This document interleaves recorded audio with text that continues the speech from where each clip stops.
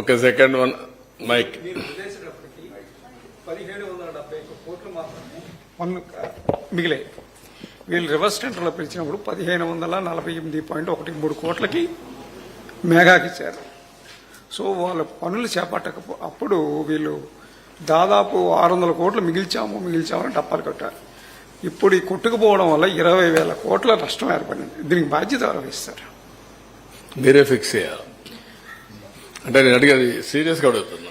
ఎందుకంటే ఎవరు పాపం చేశారో వాళ్ళు అదే దాన్ని ఏ విధంగా ఫిక్స్ చేయాలి ప్రజలందరూ ఆలోచించాలి. అక్కడ చర్యలుంటే యాక్షన్ కూడా తీసుకోవడం చాలా అవసరం. అదర్వైజ్ ఒక వ్యక్తి రాష్ట్రానికి ఇంత నష్టం చేయడం చాలా దుర్మార్గం. ఇది ట్యాక్స్ పేయర్స్ మనీ. ఎవరు ఖర్చు పెట్టినా మీరు నేను ట్యాక్స్ కడితే ఆ డబ్బులే ఖర్చు పెడతాం. ఇది బాధ్యతారాహిత్యం. మీరు చెప్పింది కరెక్ట్. అది చాలా దుర్మార్గం. ఇప్పుడు కేంద్రం 15,511.13 కోట్లు ఇవ్వడానికి సిద్ధమైంది. కేబినెట్ లో నోటు కూడా రెడీగా ఉంది. దాని మీద మీరు ఏమైనా పర్సూ చేస్తారా? నేను పర్సూ చేయడం డెఫినెట్గా చేస్తాను. ఒకటి టెక్నికల్ గా వేర్ ఆర్ వి, నేను మీకు చాలా స్పష్టంగా చెప్పాను. 33% డయాఫామ్ వాల్ డ్యామేజ్ అయింది 3-4 ప్లేసెస్ లో. అవి కూడా రింగ్ బండేసి సరిపోతుందని చూపించారు నాకు, రింగ్ ఫెన్సింగ్ కింద. ఒక వర్షన్ 3-4 ప్లేసులే కాదు, ఇంకా ఎక్కడ ఉండొచ్చో మేము డెఫినెట్ గా చెప్పలేమంటున్నారు. దాని ఎస్టిమేషన్ మీకు చెప్పాను. అది అయిన తర్వాత రెండోది కాఫర్ డ్యాముల ద్వారా లీక్ అవుతుంది వాటర్. ఇంకా స్వీపేజ్ ఉంది. అది యాక్సెప్టబుల్ లెవెల్ కంటే స్వీపేజ్ ఎక్కువ ఉంటే అది రెక్టిఫై చేయకుండా ప్రాజెక్ట్ ముందుకు పోలేదు. సేఫ్టీ కానీ ఫ్యూచరిస్టిక్ ఇవన్నీ అది ఇంకా తేలలేదు. ఈ రెంటికే ఇప్పుడు కమిటీ యుఎస్ఏ నుంచి 2 ఎక్స్పర్ట్స్ వెళ్ళేశారు. ఇప్పుడు ఇక్కడుండే ఇంజనీర్లు కూడా రిస్క్ తీసుకోవాలంటే భయపడే పరిస్థితికి వచ్చారు. వాళ్ళు కూడా భయపడుతున్నారు. ఒక దుర్మార్గుడు చేసిన పనికి మనం కూడా బలైపోతామేమో, మనకెందుకు వచ్చింది అని వాళ్ళు కూడా భయపడే పరిస్థితికి వచ్చారు. అంటే బాధ్యత తీసుకోవాల్సిన వ్యక్తులు బాధ్యత తీసుకుని, అందుకే ఒక మాట చెప్పాను, మీకు తెలిసి మీకు డ్యామేజ్ కనబడుస్తా ఉంది, తెలియకుండా బ్రాండ్ గాని డ్యామేజ్ గాని విపరీతంగా ఉండబోతుందని నేను ఎలక్షన్ ముందే చెప్పాను. సార్ ఇప్పుడు 2020లో డయాఫ్రామ్ వాళ్ళు దెబ్బతింటే ఇప్పటిదాకా కూడా సొల్యూషన్ కనుక్కోలేదు. ఈ 3 ఏళ్లలో వీళ్ళ ఫెయిల్యూర్ చాలా దారుణంగా ఉన్నట్టు కదా సార్. 2020లో డయాఫ్రామ్ వాళ్ళు ఎంత బుకాయిస్తున్నారో చూశారు కదా. లాస్ట్ 2025 ఇప్పుడే సొల్యూషన్ వచ్చేసింది, అయిపోయింది, నీళ్లు ఇచ్చేస్తానని మాట్లాడే పరిస్థితికి వచ్చారు. ఇయర్ బై ఇయర్ అని వాళ్ళు చెప్పింది. 2021కే దెబ్బతినింది. 22 చెప్పారు, 23 చెప్పారు, 25 కూడా చెప్తున్నారు మళ్ళీ. అసలు వాళ్ళు చెప్పిందేమో 2019లోనే దెబ్బతింది అని చెప్పి ఒక పక్క ప్రాజెక్టు పనులు చేస్తా ఉన్నారు. 2020లో దెబ్బతింటే ఇప్పటిదాకా సొల్యూషన్ కూడా కనుక్కోలేకపోయారు. అదేనే మీకు ఒకటే గుర్తుపెట్టుకోండి, వాళ్ళు ఏం చెప్పారు, ఎక్స్పర్ట్స్ అందరూ కూడా చెప్తే వాళ్ళందరూ తెలుగుదేశం వాళ్ళు, ఇంకా అపోజిషన్ వాళ్ళు. ఎవడైనా వీళ్ళు మీరు తప్పు చేస్తున్నారు అంటే వాడి మీద పడిపోవడం, విరుచుకు పడిపోవడం. ఈవెన్ పత్రికల వాళ్ళ మీద కూడా అలాగే పడ్డారు. మీడియా అందరినీ ఇదే పద్ధతి పెట్టారు. సరే ఇప్పుడు సార్ అంటే బోత్ రెండు ఉన్నాయి. ముందు టెక్నికల్, తర్వాత ఫైనాన్షియల్. సార్ మీరు చెప్పినట్టు వాళ్ళు కట్టడానికి 3 సీజన్లు 4 సీజన్లు పడితే ఇక మరి ఈసీఆర్ఎఫ్ డ్యామ్ ఎప్పుడు కట్టగలుగుతారు? That is the biggest challenge. ఇప్పుడు నేనేమంటానంటే, ఎప్పుడైతే డయాఫామ్ వాల్ పేర్లలా ring fencing okay, coffer dam లో స్వీపేజ్ ఏంటి, ఈ 2 చేయాలంటే వాళ్ళకు 1 year టెన్యూర్ ఇచ్చారు. ఎవరికి యుఎస్ఏ నుంచి వచ్చిన 2 ఎక్స్పర్ట్స్, కెనడా నుంచి వచ్చిన 2 ఎక్స్పర్ట్స్ కి 1 year ఎవ్రీ మంత్ 10 days ఉండి అధ్యయనం చేసి రికమెండేషన్లు ఇవ్వని. వాళ్ళు ఎన్ని రోజుల్లో సొల్యూషన్ కనుక్కుంటారో మనకు తెలియదు. అది అయిన తర్వాత మళ్ళా మీరు చెప్పేది.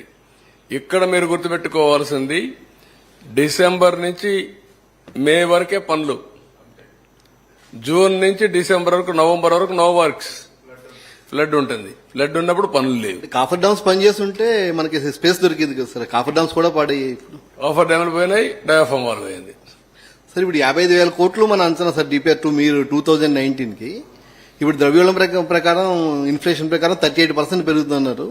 అంటే చాలా కాస్ట్ చాలా అప్పటికిప్పటికి 38 అని ఇచ్చారు మా వాళ్ళు. దాన్ని నేను ఇంకా ఇది ఊరికే రఫ్ గా ఈ రోజు చెప్తే ఇచ్చారు, కానీ అది కరెక్ట్ ఫిగర్ కాదు. అందుకే నేను దాన్ని మాట్లాడడం లేదు. ఊరికి ఎంత నష్టం జరిగింది అంతవరకే నేను చెప్పగలుగుతున్నాను. సార్ ఇది రెక్టిఫై చేయడానికి ఎంత టైం తీసుకుంటుంది ఈ ప్రాజెక్ట్ పూర్తి కావడానికి ఎంత టైం తీసుకుంటుంది సార్? అంటే నేను ఒకటే చెప్పాను మీకు 2 seasons minimum diaphragm wall minimum. అది రెక్టిఫికేషన్ కావచ్చు, రింగ్ ఫెన్సింగ్ కావచ్చు, రెండు. అది అయిన తర్వాత కాఫర్ డ్యామ్ టెక్నికల్ డీటెయిల్స్ అన్ని ఫైనలైజ్ కావాలి. నౌ ఎన్హాన్స్డ్ ఏవైతే ఫైనాన్స్ వస్తుందో ఆ డబ్బులు ఇప్పుడు ఇవ్వాలి. ఒక వ్యక్తి చేసిన పాపానికి కేంద్ర ప్రభుత్వం కూడా ఇప్పుడు నష్టపరిహారం కట్టివ్వాలి వాళ్ళు కూడా. ఇవన్నీ వేరియస్ యాంగిల్స్ లో వచ్చిన ఇబ్బందులు అనమాట. డయాఫ్రమ్ వాళ్ళు కూడా డిఫరెంట్ రిపోర్ట్స్ ఇస్తున్నారు కదా సార్. కొంతమంది ఏమో కంప్లీట్ దీనికి వెళ్ళాలంటున్నారు, కొంతమంది ఏమో రింగ్ ఫెన్సింగ్. అదే వాళ్ళు అనేది ఏంటంటే ఇవి జరిగాయి. అది కూడా ఎక్స్పర్ట్స్ కమిటీ. ఎవరంటే ఎక్స్పర్ట్స్ కమిటీ చేసింది? ఎన్హెచ్బిసి చేసింది sir. Hydro power project, hydro power corporation చేశారు. వాళ్ళు ఇచ్చారు ఆ రిపోర్టు. అది కరెక్టా, ఎగ్జాక్ట్ రిపోర్టా? అందుకే కొంతమంది డౌట్ ఏంటంటే ఓకే బెటర్ టు గో మొత్తం పోతే 990 కోట్లు, చేసింది పని 446 కోట్లు, రింగ్ ఫెన్సింగ్ 447 కోట్లు, ఇంకా ఒక కోటి ఎక్కువ అవుతుంది. సార్ ఇప్పుడు ప్రాజెక్టులో తప్పు అన్ని చోట్ల ప్రాజెక్టులు ఫెయిల్యూర్ ఉన్నాయి, ఇరిగేషన్ అంతా పడుకుంది సార్. ఎవరైతే తప్పులు చేస్తారో అధికారులే ఇంకా కొనసాగుతున్నారన్న చర్చ బయట డిపార్ట్మెంట్ లోనే ఉంది. మరుసనం ఏముంది తేవాలి? వాళ్ళు చెడగొట్టారు. వీళ్లే కదా ఎప్పటి నుంచో ఉండేది. యథా రాజా తదా ప్రజ. అంటే దీంట్లో ప్రధాన దోషి అవుతాడు సార్. ప్రధాన దోషి దాసు ఇంటికి పంపించారు. ప్రధాన దోషిని పంపించేశారు. ఆయన పోతే పోయాడు. దాసుని ఏం చేస్తారు? దాసుని ఏం చేస్తారు? అంటే వాళ్ళు అందుకనే కొంతమందిని మార్చాం. ఇంకెంతమందిని మార్చాలి? ఎవరెవరిని మార్చాలి? మారిస్తే ఎవరెవరు ఉన్నారు? అంటే ఈ రివర్స్ టెండర్ పిలిచిందంతా అది ఇచ్చిన దాసు. దాసు ఎక్కడికో వెళ్ళిపోయాడు కదా, ఎప్పుడు వెళ్ళిపోయాడు కదా. దాసు పోయాడు, ఇంకో దాసుడు పోయాడు. మిగిలింది మనమే కదా ఇక్కడ. దాసు ఎక్కడ ఉన్నాడు? ఎప్పుడో రిటైర్ అయిపోయాడు. తెలంగాణకి పోయాడు. తెలంగాణ పోయాడు, అడ్వైజర్గా ఉన్నాడు ఇప్పుడు.